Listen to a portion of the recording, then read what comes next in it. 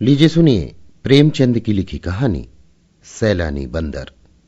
वाचन समीर गोस्वामी का है। जीवनदास नाम का एक गरीब मदारी अपने बंदर मन्नू को नचाकर अपनी जीविका चलाया करता था। वो और उसकी स्त्री बुधिया दोनों मन्नू को बहुत प्यार करते थे। उनके कोई संतान न थी। मन्नू ही उनके स्नेह और प्रेम का पात्र था। दोनों उसे साथ खिलाते और अपने साथ सुलाते थे।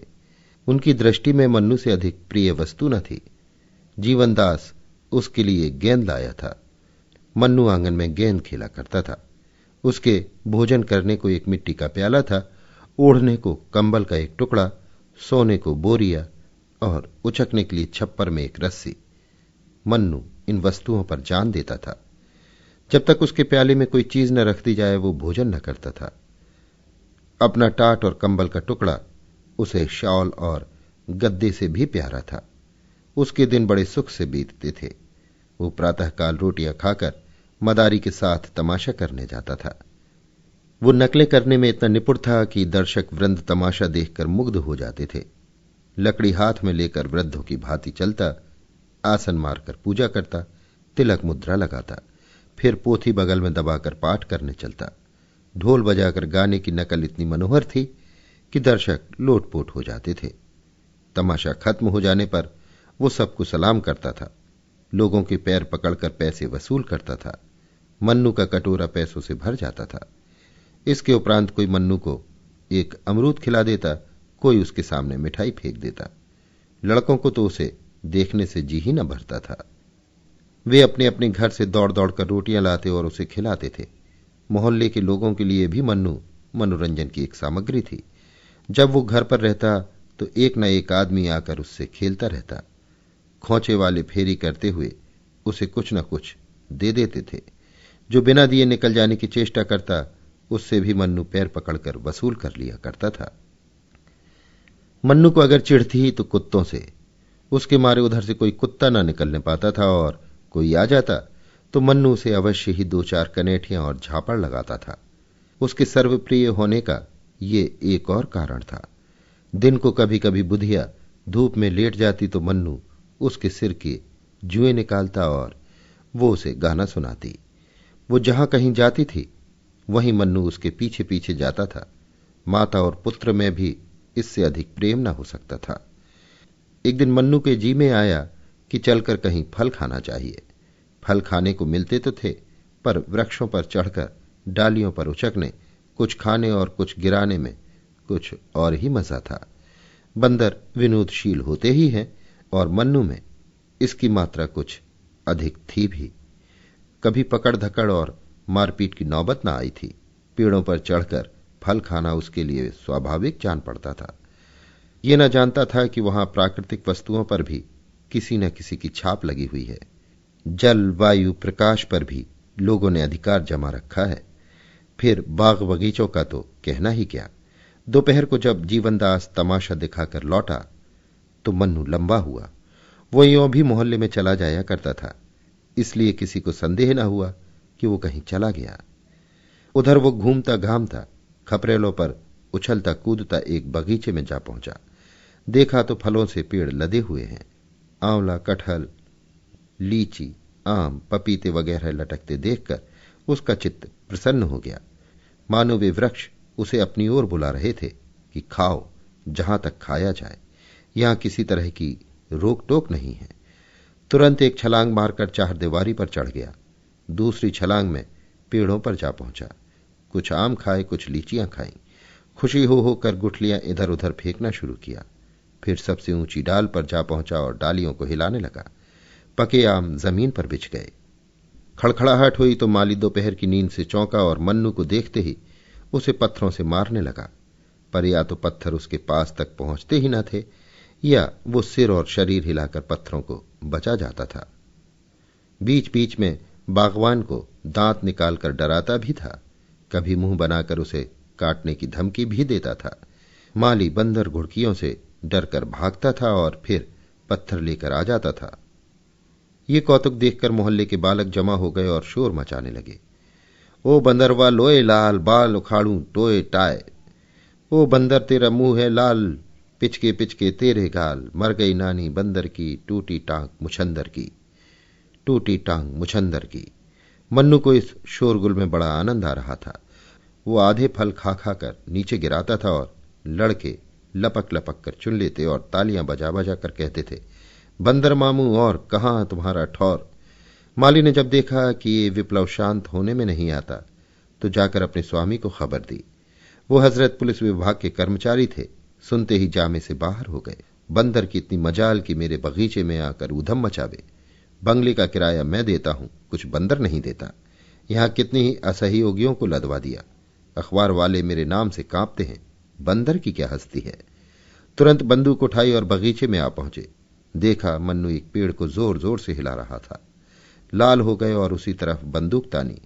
बंदूक देखते ही मन्नू के होश उड़ गए। उस पर आज तक किसी ने बंदूक नहीं तानी थी, पर उसने बंदूक की आवाज सुनी थी। चिड़ियों को मारे जाते देखा था और ना देखा होता तो भी बंदूक से उसे स्वाभाविक भय होता। पशु बुद्धि अपने शत्रुओं से स्वतः सशंक हो जाती है। मन्नू के पांव मानो सुन्न हो गए। वो उछलकर किसी दूसरे वृक्ष पर भी न जा सका। उसी डाल पर दुबक कर बैठ गया। साहब को उसकी एक कला पसंद आई, दया आ गई। माली को भेजा, जाकर बंदर को पकड़ ला। माली दिल में तो डरा, पर साहब के गुस्से को जानता था। चुपके से वृक्ष पर चढ़ गया और हजरत बंदर को एक रस्सी में बांध लाया। मन्नू साहब को बरामदे में एक खंबे से बांध दिया गया। उसकी स्वच्छंदता का अंत हो गया। संध्या तक वहीं पड़ा हुआ करुण स्वर में कूं करता रहा। सांझ हो गई तो एक नौकर उसके सामने एक मुट्ठी चने डाल गया। अब मन्नू को अपनी स्थिति के परिवर्तन का ज्ञान हुआ। न कंबल न टाट, जमीन पर पड़ा भिसूर रहा था। चने उसने छुए भी नहीं। पछता रहा था कि कहां से फल खाने निकला। मदारी का प्रेम याद आया। बेचारा मुझे खोजता फिरता होगा। मदारिन प्याले में रोटी और दूध लिए मुझे मन्नू मन्नू पुकार रही होगी। हा विपत्ति, तूने मुझे कहां लाकर छोड़ा। रात भर वो जागता और बार बार खंबे के चक्कर लगाता रहा। साहब का कुत्ता टामी बार बार डराता और भूखता था। मन्नू को उस पर ऐसा क्रोध आता था कि पांव तो मारे चपतों के चौंधिया दूं, पर कुत्ता निकट न आता, दूर ही से गरज कर रह जाता था। रात गुजरी तो साहब ने आकर मन्नू को 2-3 ठोकरें जमाई। सुअर, रात भर चिल्ला चिल्ला कर नींद हराम कर दी। आंख तक न लगी। आज भी तुमने गुल मचाया तो गोली मार दूंगा। ये कहकर वो तो चले गए, पर नटखट लड़कों की बारी आई। कुछ घर के और कुछ बाहर के लड़के जमा हो गए। कोई मन्नू को मुंह चिढ़ाता, कोई उस पर पत्थर फेंकता और कोई उसको मिठाई दिखाकर ललचाता था। कोई उसका रक्षक न था, किसी को उस पर दया न आती थी। आत्मरक्षा की जितनी क्रियाएं उसे मालूम थी, सब करके हार गया। प्रणाम किया, पूजा पाठ किया, लेकिन इसका उपहार यही मिला कि लड़कों ने उसे और भी दिक करना शुरू किया। आज किसी ने उसके सामने चने भी न डाले, और यदि डाले भी तो वो खा न सकता। शोक ने भोजन की इच्छा न रखी थी। संध्या समय मदारी पता लगाता हुआ साहब के घर पहुंचा। मन्नू उसे देखते ही ऐसा अधीर हुआ मानो जंजीर तोड़ डालेगा, खंभे को गिरा देगा। मदारी ने जाकर मन्नू को गले से लगा लिया और साहब से बोला, हुजूर, भूल चूक तो आदमी से भी हो जाती है, ये तो पशु है। मुझे चाहे जो सजा दीजिए, पर इसे छोड़ दीजिए। सरकार, यही मेरी रोटियों का सहारा है। इसके बिना हम 2 प्राणी भूखों मर जाएंगे। इसे हमने लड़के की तरह पाला है। जब से ये भागा है, मदारिन ने दाना पानी छोड़ दिया है। इतनी दया कीजिए सरकार, आपका अकबाल सदा रोशन रहे, इससे भी बड़ा ओहदा मिले। कलम चाक हो, मुद्दई बेबाक हो, आप हैं सपूत, सदा रहे मजबूत, आपके बेरी को दावे भूत। मगर साहब ने दया का पाठ न पढ़ा था। घुड़क कर बोले, चुप रह पाजी, टहटे करके दिमाग चाट गया। बंदर छोड़कर बाग का सत्यानाश कर डाला, अब खुशामद करने चले हो। जाकर देखो तो इसने कितने फल खराब कर दिए। अगर इसे ले जाना चाहता है तो 10 रुपया लाकर मेरी नजर कर, नहीं तो चुपके से अपनी राह पकड़। ये तो यहीं बंधे बंधे मर जाएगा या कोई इतने दाम देकर ले जाएगा। मदारी निराश होकर चला गया। 10 रुपए कहां से लाता। बुधिया से जाकर हाल कहा। बुधिया को अपनी तरस पैदा करने की शक्ति पर ज्यादा भरोसा था। बोली, बस देख ली तुम्हारी करतूत, जाकर लाठी सी मारी होगी।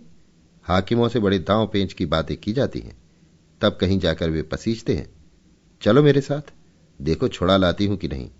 ये कहकर उसने मन्नू का सब सामान एक गठरी में बांधा और मदारी के साथ साहब के पास आई।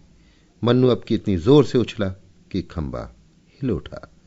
बुधिया ने कहा, सरकार, हम आपके द्वार पर भीख मांगने आए हैं, ये बंदर हमको दान दे दीजिए। साहब, हम दान देना पाप समझते हैं। मदारिन, हम देश देश घूमते हैं, आपका जस गावेंगे। साहब, हमें जस की चाह या परवाह नहीं है। मदारिन, भगवान आपको इसका फल देंगे। साहब, मैं नहीं जानता भगवान कौन बला है। मदारिन, महाराज, क्षमा की बड़ी महिमा है। साहब, हमारे यहां सबसे बड़ी महिमा दंड की है। मदारिन, हुजूर आप हाकिम हैं, हाकिमों का काम है न्याय करना। फलों के पीछे दो आदमियों की जान न लीजिए, न्याय ही से हाकिम की बड़ाई होती है। साहब, हमारी बड़ाई क्षमा और न्याय से नहीं है, और ना न्याय करना हमारा काम है, हमारा काम है मौज करना। बुधिया की एक भी युक्ति इस अहंकार मूर्ति के सामने न चली। अंत को निराश होकर बोली, हुजूर इतना हुक्म तो दे दे कि ये चीजें बंदर के पास रखा दूं, इन पर ये जान देता है। साहब, मेरे यहां कूड़ा कड़कट रखने की जगह नहीं है। आखिर बुधिया हताश होकर चली गई। टामी ने देखा मन्नू कुछ बोलता नहीं तो शेर हो गया। भूखता भूखता मन्नू के पास चला आया। मन्नू ने लपक कर उसके दोनों कान पकड़ लिए और इतने तमाचे लगाए कि उसे छठी का दूध याद आ गया। उसकी चिल्लाहट सुनकर साहब कमरे से बाहर निकल आए और मन्नू के कई ठोकरें लगाई। नौकरों को आज्ञा दी कि इस बदमाश को 3 दिन तक कुछ खाने को मत दो। संयोग से उसी दिन एक सर्कस कंपनी का मैनेजर साहब से तमाशा करने की आज्ञा लेने आया। उसने मन्नू को बंधे रोनी सूरत बनाए बैठे देखा तो पास आकर उसे पुचकारा। मन्नू उछलकर उसकी टांगों से लिपट गया और उसे सलाम करने लगा। मैनेजर समझ गया कि यह पालतू जानवर है, उसे अपने तमाशे के लिए बंदर की जरूरत थी। साहब से बातचीत की, उसका उचित मूल्य दिया और अपने साथ ले गया। किंतु मन्नू को शीघ्र ही विदित हो गया कि यहां मैं और भी बुरा फंसा। मैनेजरों ने उसे बंदरों के रखवाले को सौंप दिया। रखवाला निष्ठुर और क्रूर प्रकृति का प्राणी था। उसके अधीन और भी कई बंदर थे, सभी उसके हाथों कष्ट भोग रहे थे। वो उनके भोजन की सामग्री खुद खा जाता था। अन्य बंदरों ने मन्नू का सहर्ष स्वागत नहीं किया। उसके आने से उनमें बड़ा कोलाहल मचा। अगर रखवाले ने उसे अलग न कर दिया होता तो वे सब उसे नोच कर खा जाते। मन्नू को अब नई विद्या सीखनी पड़ी, पैरगाड़ी पर चढ़ना, दौड़ते घोड़े की पीठ पर 2 टांगों से खड़े हो जाना, पतली रस्सी पर चलना इत्यादि। बड़ी ही कष्टप्रद साधनाएं थीं। मन्नू को ये सब कौशल सीखने में बहुत मार खानी पड़ती। जरा भी चूकता तो पीठ पर डंडा पड़ जाता। उससे अधिक कष्ट की बात यह थी कि उसे दिन भर एक कटघरे में बंद रखा जाता था, जिसमें कोई उसे देख न ले।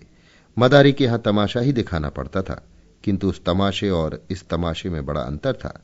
कहां वे मदारी की मीठी मीठी बातें, उसका दुलार और प्यार, और कहां ये कारावास और डंडों की मार।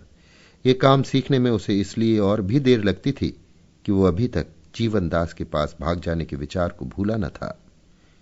नित्य इसी ताक में रहता कि मौका पाऊं और निकल जाऊं, लेकिन यहां जानवरों पर बड़ी कड़ी निगाह रखी जाती थी। बाहर की हवा तक न मिलती थी, भागने की तो बात क्या। काम लेने वाले सब थे, मगर भोजन की खबर लेने वाला कोई भी न था। साहब की कैद से तो मन्नू जल्द ही छूट गया था, लेकिन इस कैद में 3 महीने बीत गए। शरीर घुल गया, नित्य चिंता घेरे रहती थी, पर भागने का कोई ठौर ठिकाना न था। जी चाहे या ना चाहे उसे काम अवश्य करना पड़ता था। स्वामी को पैसों से काम था, वो जिए चाहे मरे। संयोगवश एक दिन सर्कस के पंडाल में आग लग गई। सर्कस के नौकर चाकर सब जुआरी थे, दिन भर जुआ खेलते, शराब पीते और लड़ाई झगड़ा करते थे। इन्हीं झंझटों में एकाएक गैस की नली फट गई। हाहाकार मच गया। दर्शक वृंद जान लेकर भागे। कंपनी के कर्मचारी अपनी चीजें निकालने लगे। पशुओं की किसी को खबर न रही।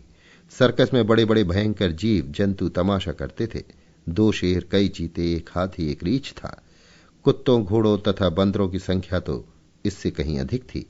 कंपनी धन कमाने के लिए अपने नौकरों की जान को कोई चीज नहीं समझती थी। ये सब के सब जीव इस समय तमाशे के लिए खोले गए थे।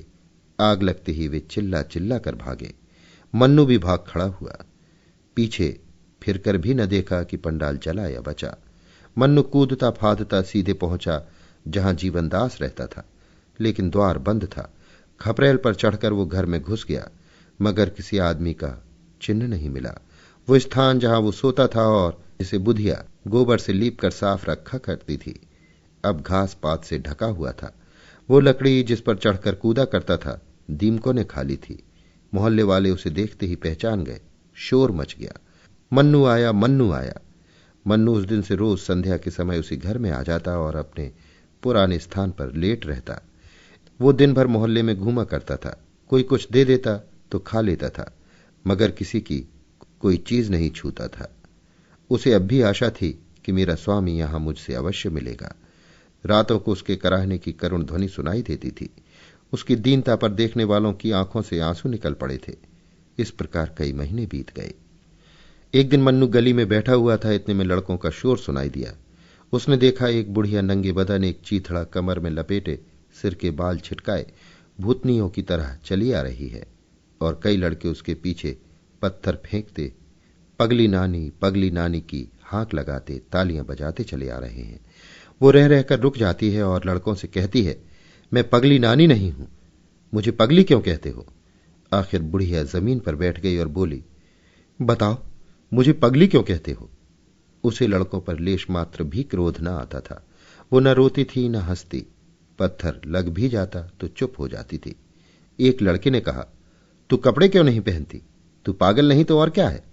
बुढ़िया, कपड़े जाड़े में सर्दी से बचने के लिए पहने जाते हैं, आजकल तो गर्मी है। लड़का, तुझे शर्म नहीं आती? बुढ़िया, शर्म किसे कहते हैं बेटा? इतने साधु सन्यासी नंगे रहते हैं, उनको पत्थर से क्यों नहीं मारते? लड़का, वे तो मर्द हैं। बुढ़िया, क्या शर्म औरतों ही के लिए है? मर्दों को शर्म नहीं आनी चाहिए? लड़का, तुझे जो कोई जो कुछ दे देता है उसे तू खा लेती है, तू पागल नहीं तो और क्या है? बुढ़िया, इसमें पागलपन की क्या बात है बेटा? भूख लगती है, पेट भर लेती हूं। लड़का, तुझे कुछ विचार नहीं है? किसी के हाथ की चीज खाते घिन नहीं आती? बुढ़िया, घिन किसे कहते हैं बेटा? मैं भूल गई। लड़का, सभी को घिन आती है, क्या बता दूं घिन किसे कहते हैं?